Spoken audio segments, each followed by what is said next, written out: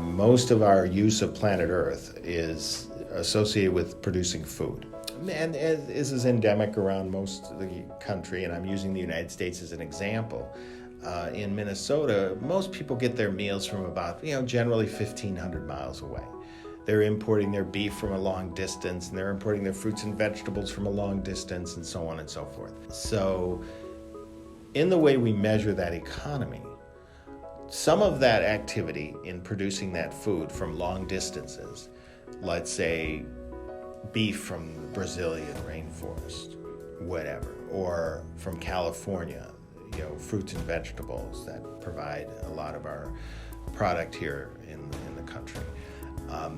They're not taking into account the amount of CO2 or carbon that's being used to produce that food, or not taking into account the carbon that's been displaced in clearing forests to grow food. And then you've got the transportation, not taking into account the emissions associated with transportation. A lot of the CO2 gases are externalized. They're put onto the future. Good luck, kids. You handle the CO2. We're not going to deal with it. We don't know how to put it in a spreadsheet. In the genuine progress indicator, we do know how to put it in a spreadsheet. There are costs associated with greenhouse gases. So what's happened is that if you keep importing food into a state and there's no accurate accounting in the real cost of producing that food. And we're talking about a variety of costs associated with dead zones in the Gulf of Mexico, a lot of fertilizers in producing food. We're talking about persistent pesticides and herbicides that are used in producing the food to feed animals or to produce crops. Those costs are not put in the bottom line of the pound of beef that people might receive or the food they may receive. In the gross domestic product, a lot of these costs are either what are known as externalized. They're basically not on any spreadsheet. They're basically dumped on the future.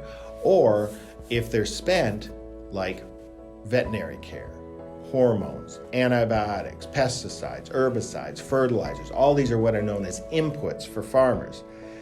All that shows up as a good, as a credit on a spreadsheet, when in fact much of that is a cost.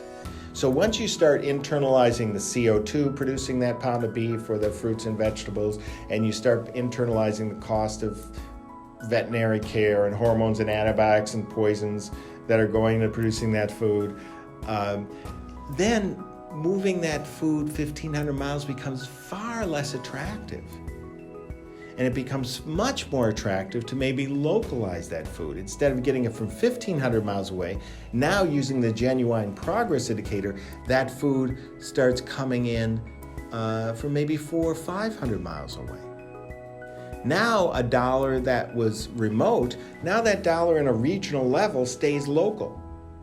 Now you stabilize economically that community, and then the incentive is to use practices that are less deteriorating or destructive in the production of food.